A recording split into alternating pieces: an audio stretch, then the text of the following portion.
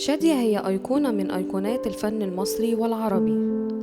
اشتهرت بلقب دلوعة الشاشة وصاحبة الصوت العذب.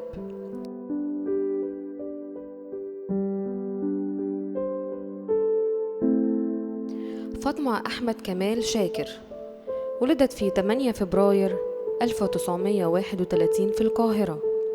بدأت مسيرتها الفنية في سن مبكر، وشاركت في العديد من الأفلام والمسرحيات. قدمت أكثر من 110 فيلماً، ومنها دليلة،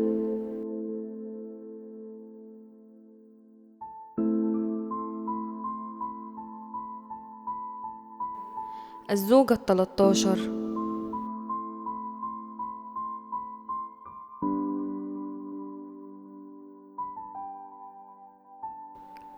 مراتي مدير عام،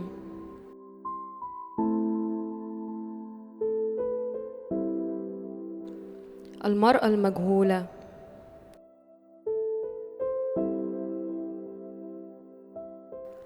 أغلى من حياتي، ومعبودة الجماهير.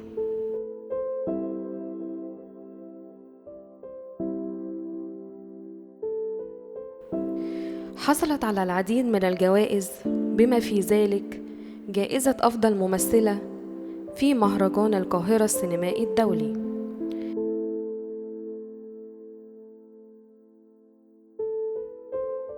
اشتهرت بأغانيها الجميلة والتي غنتها بصوتها العذب وأسلوبها المميز، ومنها يا حبيبتي يا مصر،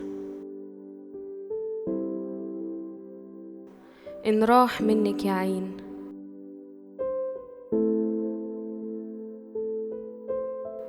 وحياة عينيك،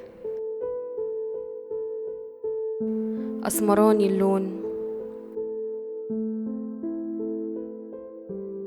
وتزوجت الفنانة شادية 3 مرات من الفنان عماد حمدي سنة 1953 إلى 1956،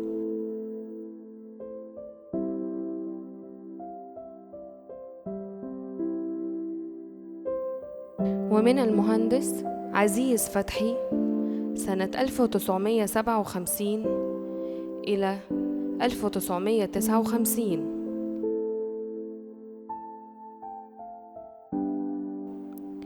ومن الفنان صلاح ذو الفقار سنة 1964 إلى 1973،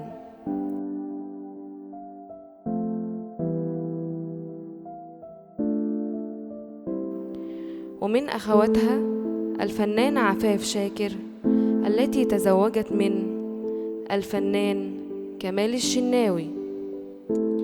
اعتزلت الفن في عام 1984 وتوفيت في 28 نوفمبر 2017.